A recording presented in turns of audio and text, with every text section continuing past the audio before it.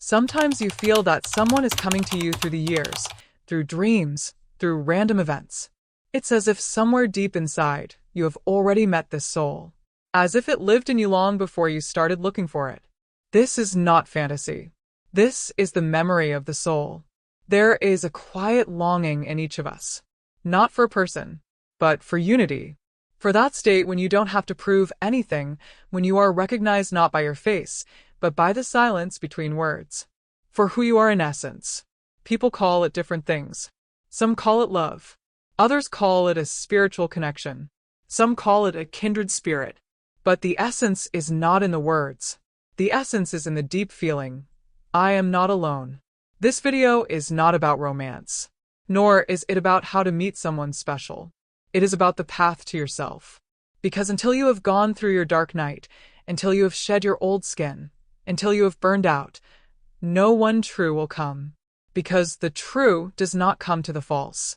Carl Jung spoke about archetypes, about the unconscious, about how the soul whispers through symbols. And in these whispers are clues. In them is the way the universe connects you with the one who will change everything. This is not a fairy tale. This is an internal mechanism of awakening. This is not advice. This is a mirror. If you look closely, you will see yourself, and perhaps someone who is coming to you through your whole life. Carl Jung knew that every person has something they hide. It is called the shadow. What we do not want to see in ourselves is pushed into the subconscious. But it does not disappear. It waits. And then it returns in the form of another person. A kindred spirit is not always gentle, not always tender. Often it is a storm. It is someone who looks at you in such a way that you suddenly see yourself as you truly are. Without masks. Without pretense. Without excuses. It is someone who awakens in you love, fear, shame, and desire all at once. Because he or she touches the shadow. Outwardly, there may be conflict. Internally, there is magnetism. Contradiction. But that is precisely the point. The shadow does not want to be exposed, but it craves to be seen. And when a kindred spirit appears, you are not always happy. You are confused, frightened, but you are alive. It is a mirror. It shows everything you have hidden. All your fears, all your traumas, all your lies. And at the same time, all the beauty that has been suppressed. It awakens wholeness through crisis. The universe does not play with sentimentality. It connects souls not for comfort, but for transformation. And so the first way is the shadow. Through it you see not only the other. Through it you see yourself. Only those who have passed through the shadow are ready to see the light in others. And only those who do not run away from their own depth are capable of holding the depth of others. Meeting a kindred spirit is always a meeting with yourself. And it does not begin with love. It begins with exposure. People fall in love not with another person, but with their inner image. With what they have painted in their imagination, pieced together from fragments of memories, traumas, and desires. Carl Jung called this the anima and animus, archetypes of the ideal man or woman that live in our unconscious.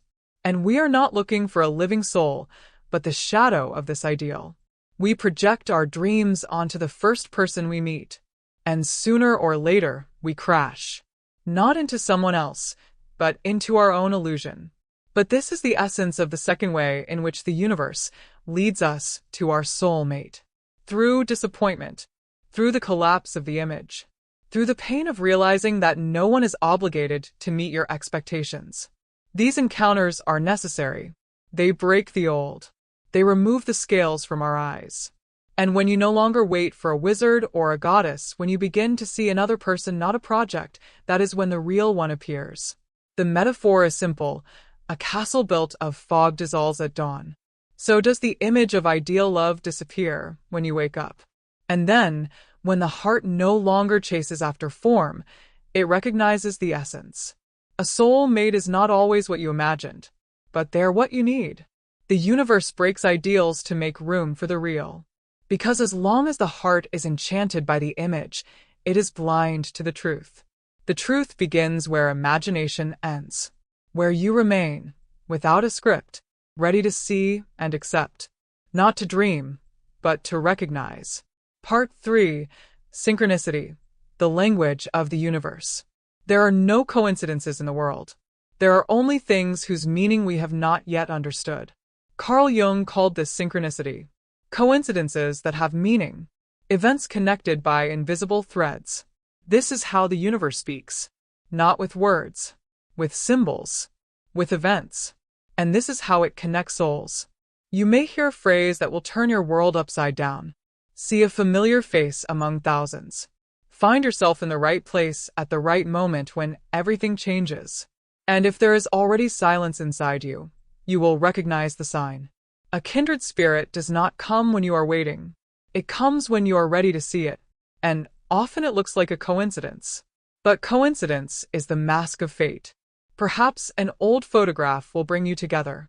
Or a book that falls from a shelf. Or a strange dream that keeps repeating itself. All of these are threads of the same fabric. The universe does not shout. It whispers. And those who have learned to listen can hear it. The real does not come through logic. It comes through intuition. Through moments when something inside you says, "This is it." It is not about passion. Nor is it about convenience. It is about the deep knowledge that this soul is part of your path. Synchronicity is not magic. It is intuition finally speaking loudly. It is the language of the soul. And those who know how to read it do not walk blindly. Open your eyes. The world is full of signs. And among them is the path to the one who is looking for you as much as you are looking for them. There are no coincidences in the world. There are only things whose meaning we have not yet understood. Carl Jung called this synchronicity. Coincidences that have meaning. Events connected by invisible threads. This is how the universe speaks. Not with words, with symbols, with events. And this is how it connects souls. You may hear a phrase that will turn your world upside down. See a familiar face among thousands. Find yourself in the right place at the right moment when everything changes. And if there is already silence inside you, you will recognize the sign. A kindred spirit does not come when you are waiting. It comes when you are ready to see it. And often it looks like a coincidence. But coincidence is the mask of fate. Perhaps an old photograph will bring you together. Or a book that falls from a shelf. Or a strange dream that keeps repeating itself. All of these are threads of the same fabric. The universe does not shout. It whispers. And those who have learned to listen can hear it. The real does not come through logic. It comes through intuition. Through moments when something inside you says, "This is it." It is not about passion. Nor is it about convenience. It is about the deep knowledge that this soul is part of your path. Synchronicity is not magic. It is intuition finally speaking loudly. It is the language of the soul. And those who know how to read it do not walk blindly. Open your eyes. The world is full of signs. And among them is the path to the one who is looking for you as much as you are looking for them. Part 4. The test of loneliness. There are periods when it seems that nothing is happening. People come and go. The heart does not respond. The world seems silent. This is not stagnation. This is purification. This is the test of loneliness. Loneliness is not a punishment. It is a mirror. In it, you see who you become without an external mirror. In it, masks disappear because there is no one left to wear them for. In it, the soul returns to itself. It hurts, because we are used to filling the void with someone else. But a kindred spirit does not come into emptiness. It comes into wholeness. And until you have gone through this silence, until you have learned to be yourself for yourself, the meeting will remain postponed. Loneliness is not the end. It is preparation. It is like the night before dawn. It teaches you to distinguish between the voice of truth and the noise of strangers. It hardens the heart so that it can withstand the depth of reality. A kindred spirit does not add meaning. It meets with those who have already found it. And therefore, silence is not an obstacle. It is a condition. This stage cannot be bypassed. It must be lived through. Do not escape into entertainment. Do not fill it with acquaintances. Stay. And in this silence, the ability to recognize not with your eyes but with your heart is born.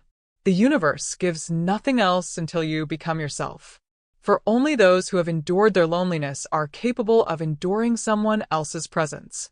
And in this lies another way in which the universe connects, by burning away the excess, by cleansing us of illusions, by returning us to the source.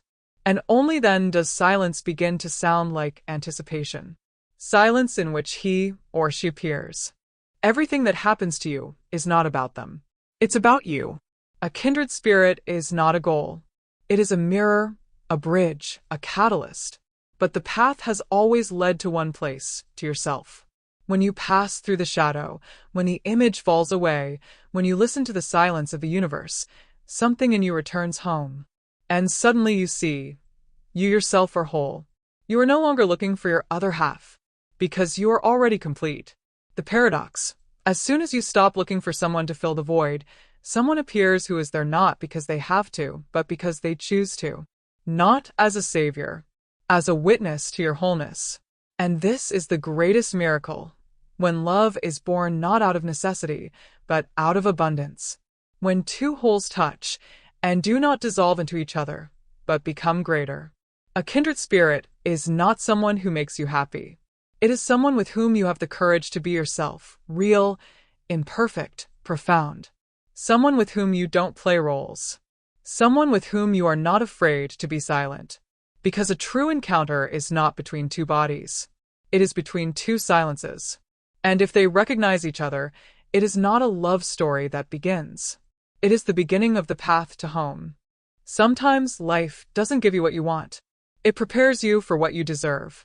Meeting your soulmate is not an event. It's a state of being. It's a deep memory that awakens in you when the time is right. You don't find it. You become someone who is capable of seeing it.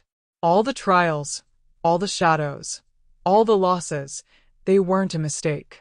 They were the path. They polished you so that you could hold the real without fear. So that you wouldn't grab, but accept. So that you wouldn't ask, but share. So that you wouldn't fight for love, but be it. Because the deepest souls connect not because they seek each other, but because they come from the same source, the same fire, the same silence. And when you become your own home, then someone will recognize themselves in you. Not because you are perfect, but because together you are real. And then it's not a story that begins. Eternity begins. There is a moment that is unlike any other. It has no loud sound, no fireworks. But in it there is silence that stops time. In this moment there is a gaze in which you recognize yourself. A kindred spirit does not always come with music. Sometimes it comes with silence, with calm, with understanding without words. Because this meeting is not the beginning. It is a continuation of what has been forever. You look and you see not a person. You see the path they have traveled, the pain they have endured, the silence they have experienced. And all of this is so familiar, as if it happened to you, because it did. Somewhere in the depths of existence, even before this life. True recognition does not cause a storm. It is like coming home, without doubts, without the need to prove anything, without illusions. Just knowing, here he is, here she is. It is not always an easy meeting, because two whole souls are not a merger. It is a union. It is seeing each other and not running away. It is standing side by side, even when everything inside is trembling. It is holding space for the other to grow, even when it hurts. A soul mate does not come to fill you up. They come to walk with you further, into the depths, into the silence, into the light. They do not save you. They remind you, you are already saved. Such an encounter is not a goal. It is a gift, but only to those who are ready, who passed through the shadow, who left their ideals behind, who learned to read the signs, who endured loneliness. And when this happens, the world does not change. You change. Because the one beside you is not a random companion. The one beside you is a witness to your soul. And this is not the end. It is the beginning of a new path, where there is no longer any fear. Because you are not alone. And you never were.